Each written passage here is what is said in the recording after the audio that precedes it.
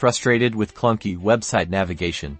Let's transform your Wix site into a user-friendly experience by adding a menu that smoothly guides visitors to new pages in just a few simple steps. First, access your Wix editor.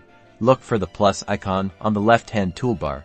This is your Add panel. Click on it to reveal a range of elements you can incorporate into your site. Within the Add panel, scroll down until you find the Menu and Navigation option.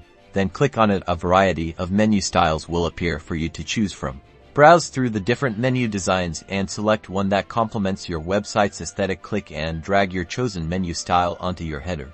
Once the menu is in place, click on it. A pop-up window will appear where you can see Manage Menu. Click on Manage Menu to customize the menu items. Now in the Menu Items window, you'll see the pages already linked. To add a new page, click the Add Page button. This will allow you to link existing pages or create brand new ones. Select the page you wish to link to your menu or click New Page at the bottom to create a new page. After selecting your page, you may change the title if you would like. Repeat these steps to add more pages to your menu and order them as desired. And that's it.